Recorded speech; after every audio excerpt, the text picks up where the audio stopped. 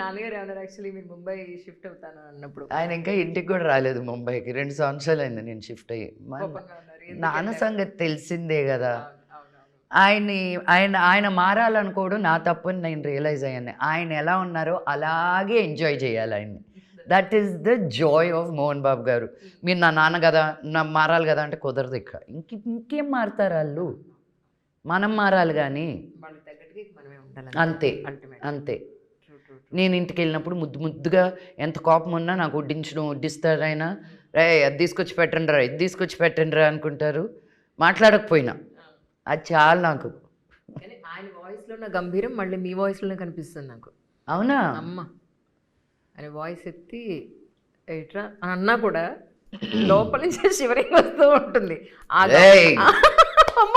ఎవరక్కడ?